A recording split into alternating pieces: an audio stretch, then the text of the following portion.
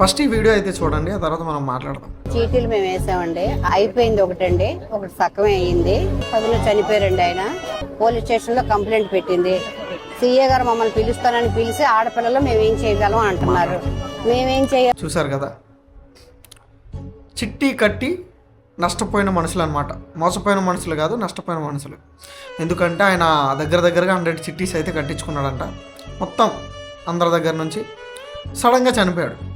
ఇప్పుడు వాళ్ళ ఇంట్లో వాళ్ళని అడుగుతుంటే మాకేం తెలియదండి, ఆయన రొటేషన్ చేసేవారు, ఇప్పుడు డబ్బులు ఎక్కడ ఉన్నాయో మాకు కూడా తెలియదు అన్నట్టు వాళ్ళు మాట్లాడుతున్నారంట. ఎండ్ ఆఫ్ ద డే వీళ్ళు వెళ్ళి పోలీస్ స్టేషన్కి వెళ్ళి కూర్చున్నారు. చీటింగ్ కేసు తప్ప అంతకు మించి పెద్ద కేసు అయితే పెట్టలేరు.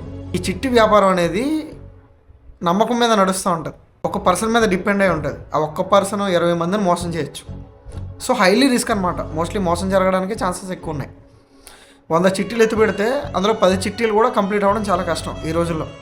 ఎందుకంటే ఎవరు నమ్మకంగా లేరు. దీనికి ఎక్కువ అట్రాక్ట్ అయిపోతున్నది ఎవరైనా ఉన్నారంటే బిలో మిడిల్ క్లాస్. ఎందుకంటే ఎక్కువ ఇంట్రెస్ట్ రేట్ వస్తుంది కదా అని చెప్పేసి. మీరు అంతకీ డబ్బులుండి సేవింగ్ చేసుకోవాలనుకుంటే బ్యాంకుకి వెళ్ళండి, ఎఫ్డీలు వేసుకోండి, పోస్ట్ ఆఫీస్కి వెళ్ళండి, మనకు సంబంధించిన ఏదో ఒక స్కీమ్ ఉంటుంది, ఆ స్కీమ్లో కట్టుకోండి. కాకపోతే తక్కువ ఇంట్రెస్ట్ రేట్ వస్తుంది అంతే తప్ప ఇలా చిట్టీల మీద రిస్క్ చేసి రాత్రులు పగలు కష్టపడి సంపాదించిందంతా 22 నెలలు కట్టిన తర్వాత 23వ నెలలో మన చేతిలో డబ్బులు వస్తాయి అనేటప్పుడు ఎలాంటి సిచ్యువేషన్ ఏదైనా జరిగిందంటే మళ్ళీ మనం ఎక్కడైతే స్టార్ట్ చేస్తాం మళ్ళీ అక్కడికి వెళ్ళిపోతాం. సో ఎవరైనా డబ్బులు దాచుకోవాలనుకుంటే బ్యాంకులోనే దాచుకోండి, తక్కువ ఇంట్రెస్ట్ రేట్ వస్తుంది, అంతే కదా, మోసపోం కదా. ఇదే నేను మీకు చెప్పాలా. నమస్తే.